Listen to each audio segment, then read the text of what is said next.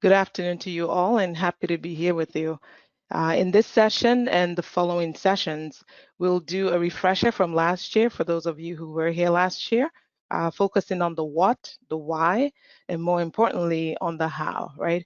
The session will cover a refresher on change management, team-based care, quality improvement, because these are key tools that you need to be good at to be more successful in your primary care transformation journey. Okay, so just again, as Dr. Haft had mentioned, we are framing the whole concept of this training for those in track 1 to assess their readiness for being a track 2 practice, and also for those continuing on track 2, how they can better improve their care delivery. So here, there's a quick summary of the crosswalk between the care transformation requirements by function and the different sessions in which these are addressed. In this session, I want you all to walk away with the following. First of all, your progress with managing change and expected changes during COVID-19.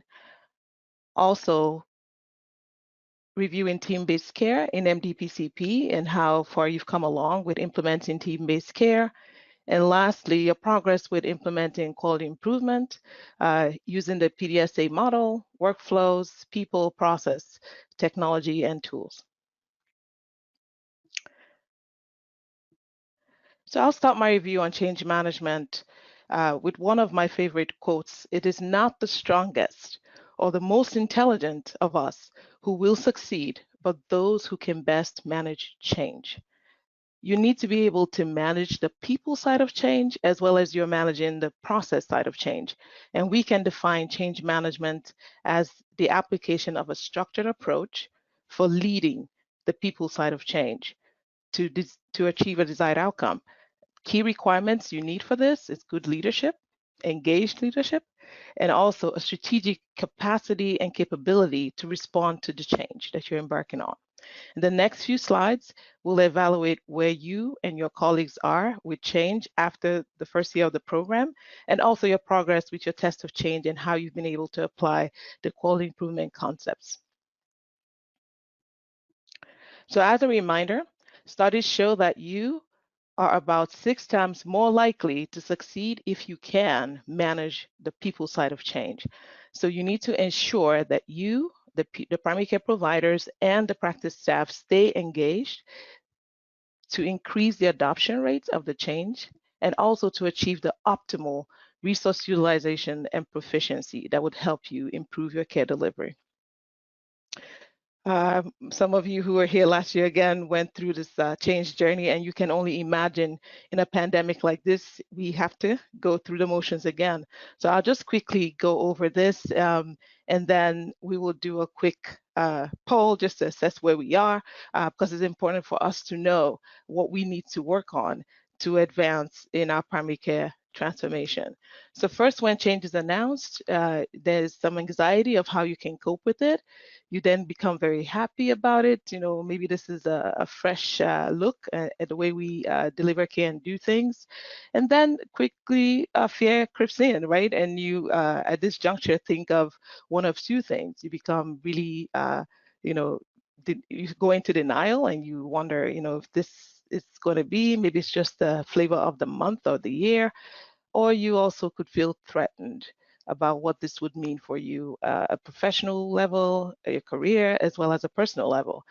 Shortly after that, you start feeling some form of guilt about, you know, what, you know, have we done to have this change come upon us? Or you can also become disillusioned and go like, you know, maybe this is not the right work for me to do. We hope most of us who are here definitely didn't go that route and not anywhere close to that. So shortly after that, we go into a small kind of depression, especially with COVID-19. You can only imagine that thinking of yet another wave of change we have to incorporate here can be a lot. So at this point, you do one of two things, and we hope that you're encouraged.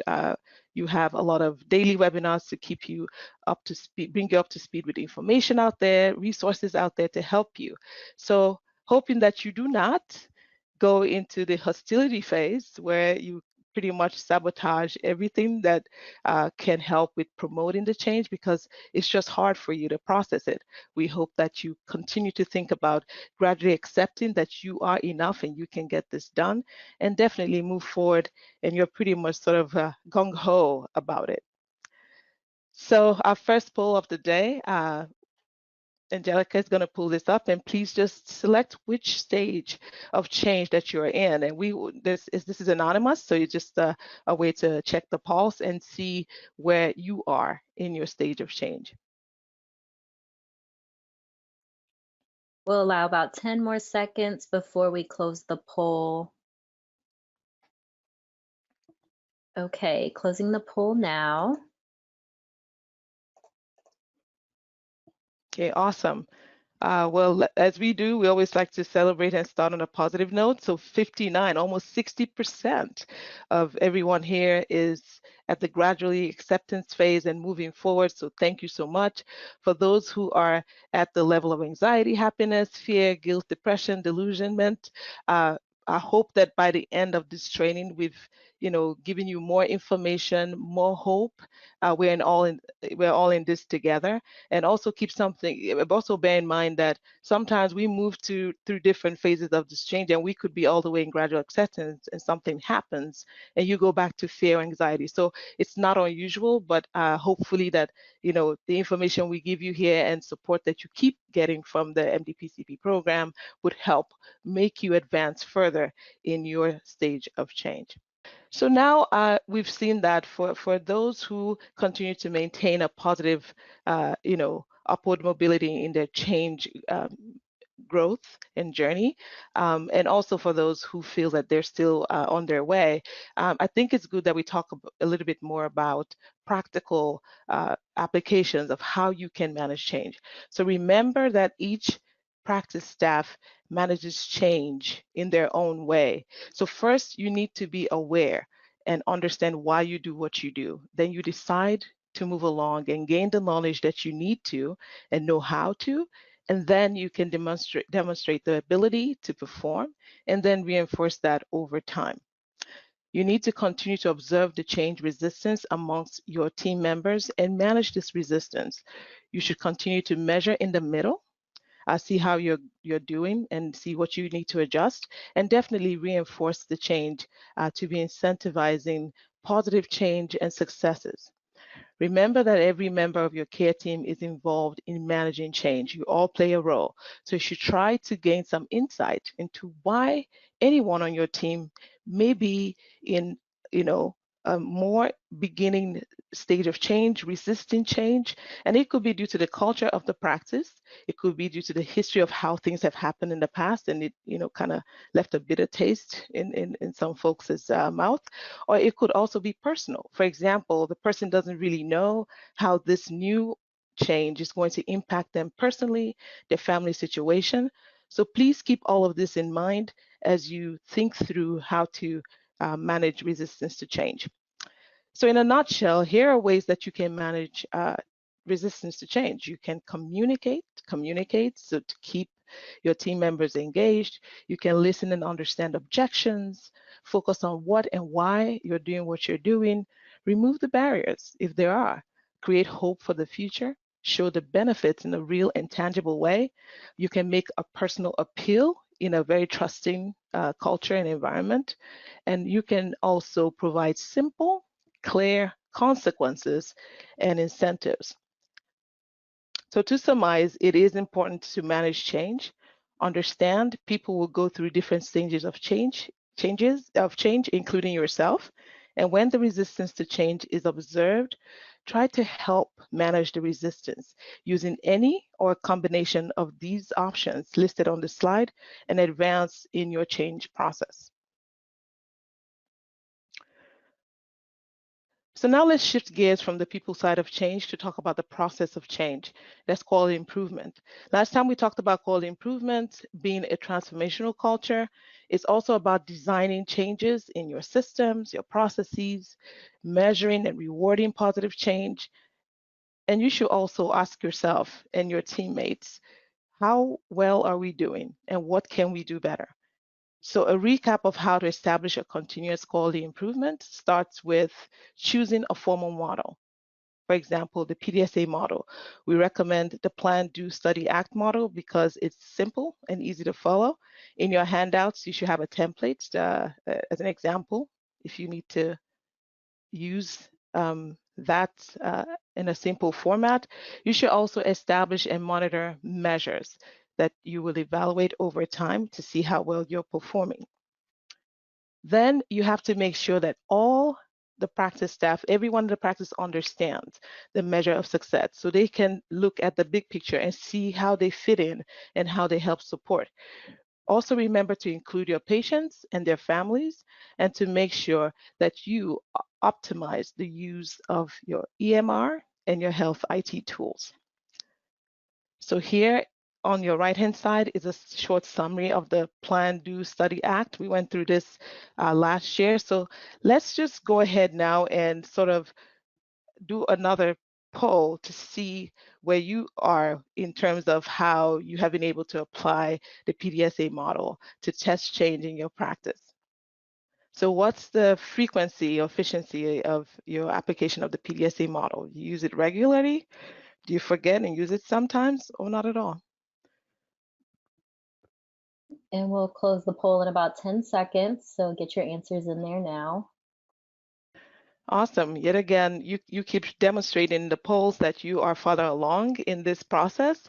So 937, almost 40% of you use it regularly. Another 40% forget, but do use it sometimes. And some folks do not use it at all. So thank you for that feedback. And for those of you who use this regularly, keep up the great work. For those of you who are not yet using the PDSA methodology as often as you can, I hope these ideas that we're about to share would begin the conversation. And in the next slide, we'll just quickly review the PDSA model for those who are yet to start using this model. So the PDSA model enables you to test out change on a small scale and build on the learning from these test cycles. That means you start small. It could be just one provider, one MA, a handful of patients for the first week, and see if this approach either to improving how you assess for risks, the risk score of your patients, or how you empanel your patients, or how you deliver care management, and you just see how that works, and then it gives you perspective of how to move forward.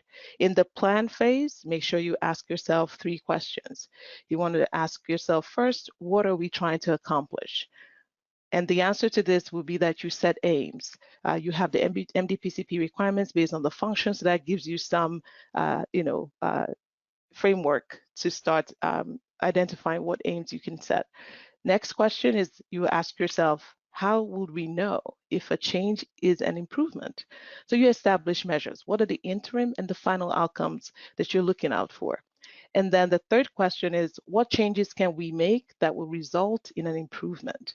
So select the change initiative. Make sure it's patient-centered and evidence-based, but drop a plan about what it is that you set out to do. After completing your plan, then you do. Test your change and collect the data. Next, you study, analyze your data, your results, and then you act. Determine if you need to go through another test change cycle or you're good to go and you want to go ahead and implement the change. Note that you could probably test change a couple of times before you finally get to the right approach that you want to take. Keep in mind that only when you are confident that you've tested this process well enough do you now roll it out to the entire practice. This is helpful to avoid change fatigue because you don't test it through as you can. You start implementing and then you need to go back and fix and tweak things. I hope this refresher was helpful and a good reminder so that it will help you continue to apply the PDSA model. You do have this again in your handout. So for those who want a plain template, it's there. If you want a simple example of how you can complete that template, in a practical setting, you have a simple enough example to kind of guide you on your way. So next, we want to shift gears now to talk about motivational interviewing. And the reason why we we'll touch on this briefly, is because you need to know that there's power in how you engage your patients. I can speak to the fact that your patients need to always have a shared decision making with you as their care team. So you should communicate with your patient in such a way that it clarifies their strength. It appears as though you listen to their concerns, you boost their confidence. It leads to a collaboration between the patient and the care team to achieve better healthcare outcomes. So we always start with the why. And keep in mind that some of your patients have barriers that could lead to uninformed decisions and therefore poor healthcare outcomes. So you can make a difference in reducing these barriers by applying effective communication approaches. So next we can look at the OARS technique, which is an evidence-based motivational interviewing. But I'll start this off with this quote, that people forget what you said. People forget what you did, but people never forget how you made them feel. When I was in clinical practice, this could not be any more true. My patients were more engaged when they felt and they knew that I cared. And I'm sure this is the same for you. So let's make every encounter with your care team count. So with the OARS technique, we start with the O, which stands for open-ended question. So encourage the patient to do more of the talking. The second is affirming, acknowledging the patient's strengths and their behaviors towards positive change.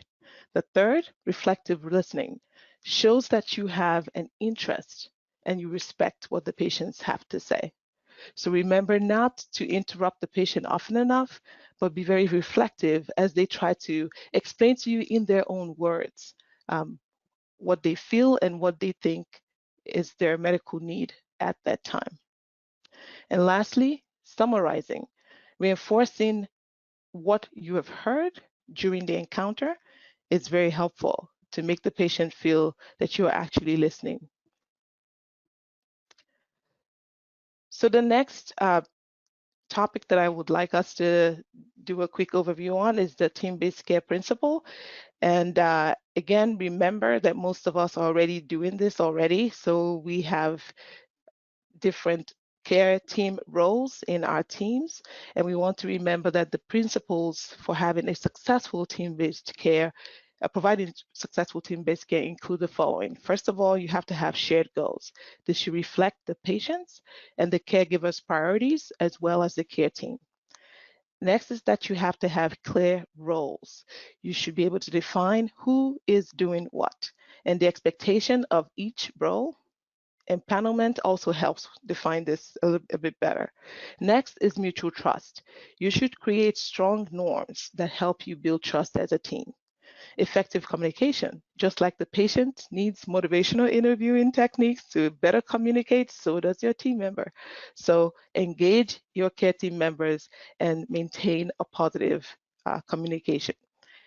And the last is measurable processes and outcomes. Establish processes and outcomes that help you meet your MDPCP requirements and track your performance together as a team.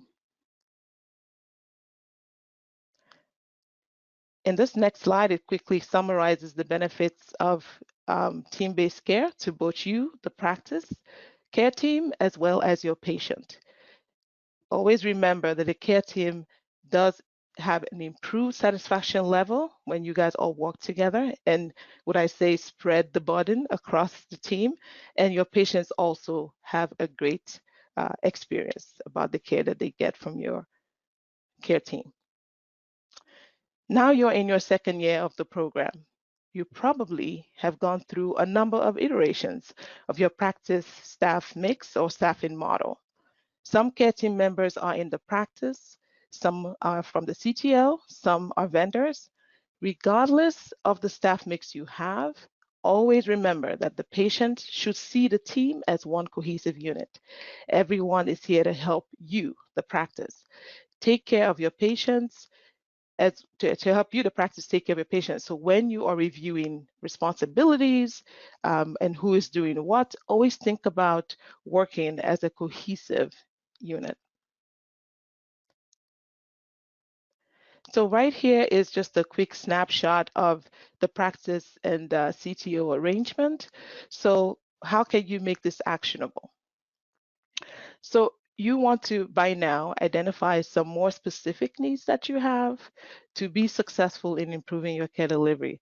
So you should further define how this all ties in together. One example would be with medication management.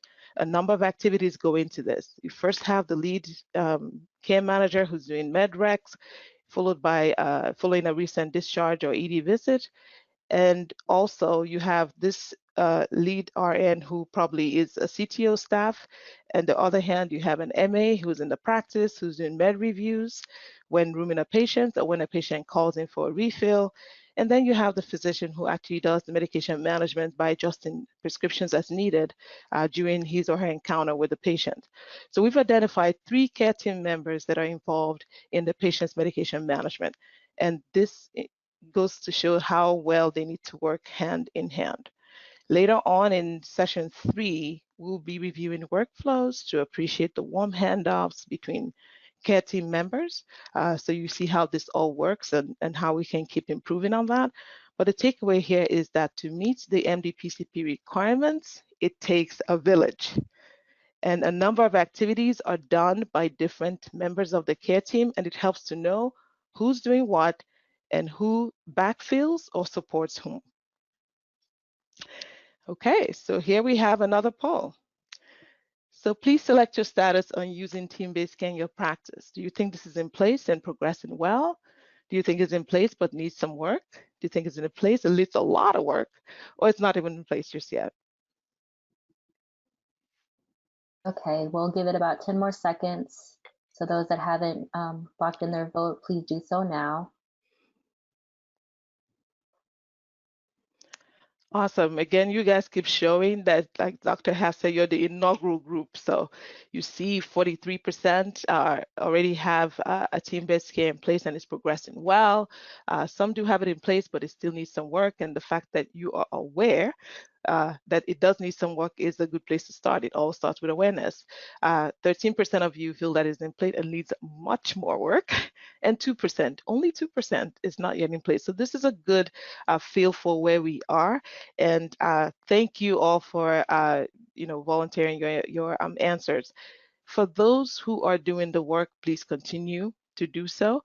For those who are yet to implement team-based care, or they are actually working on it and trying to improve on it, I hope that the feedback we gave you today in the previous slides kind of help you build that framework of what you should think through and do next. But regardless of which approach you take, please always engage your CTOs for those who have who work with CTOs, and also your PMO practice coaches, as Dr. Haff said, are here to hold you by the elbow to help you improve your decisions as you try to implement these key concepts. So we come to the end of this session now, and it's a quick recap of the session. We went through change management. We talked about the phases of change, respecting the fact that the well-being of you as the practice staff and the primary care providers matters.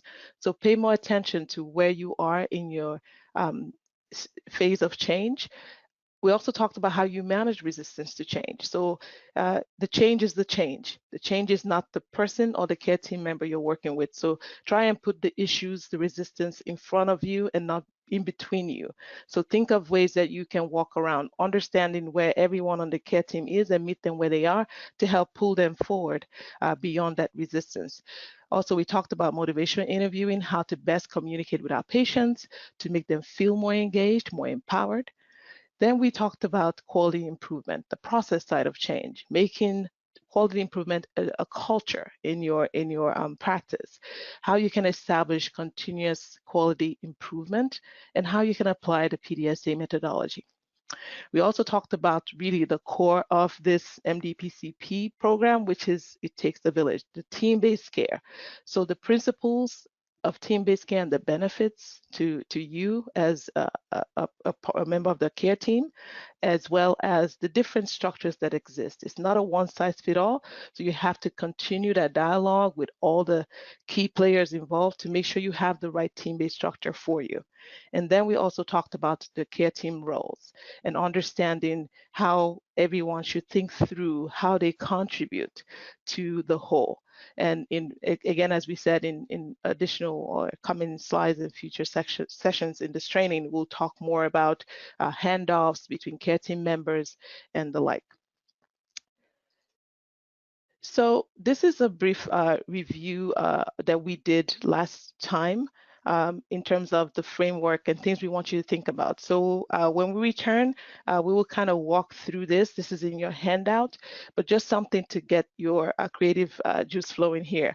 So we think about the patient journey and the processes involved before the office visit or virtual visit, during the office or virtual visit, and beyond.